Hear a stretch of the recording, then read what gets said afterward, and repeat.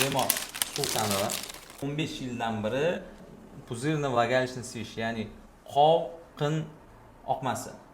Tekshiruv natijasi shu narsa aniqlandiki, 15 yildan beri bo'ladi. Qon oqmasini hisobiga qovoqda tosh paydo bo'lgan. Mana bu toshni ko'rsanglar bo'ladi, yaqinroq qiling mana. Mana bu toshni ko'rsak bo'ladi. Mana bu katta tosh, qovoq toshi. Bemor o'zi siymaganligi sababli qovoq kichiklashib qolgan. Obyomi o'rtacha, sredniy obyomi 250-300 ml bo'ladigan bo'lsa, bularda qovoq juda kichiklashib ketgan, o'zlari siymayaptilar, qindan siydik oqib kelyapti. Bu muammo bilan 15 yildan beri qiynalib kelyaptilar. 15 yil ichida mutaxassisga murojaat qilmagansiz a? Murojaat qilganlar nima deyilgan? Nimaga siz bu muammoni bartaraf qilmagansiz?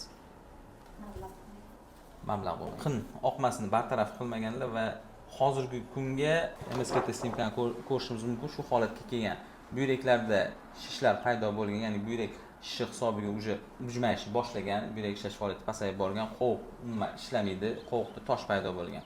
Hozir bularning holatlarida nima qilinadi? Bu qin bartaraf qilinmaydi, bu yerda qovoq to'liq olib tashlanadi. Qovoq to'liq olib tashlangandan so'ng ichakdan yangi qovoq yasaladi.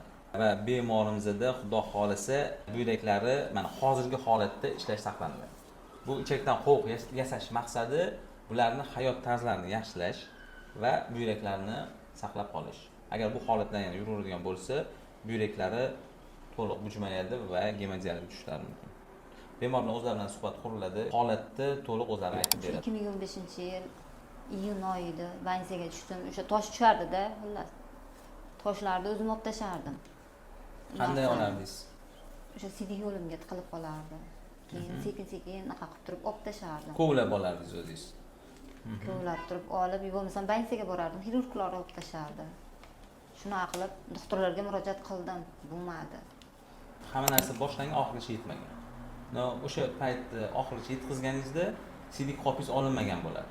O'sha oqma bartaraf qilinadi, muammo aniqlanadi, bu holatga kelmagan bo'ladi. O'shaning uchun hurmatli tinglovchilar, kuzatuvchilar, albatta sog'liqqa bee'tibor bo'lish kerak emas.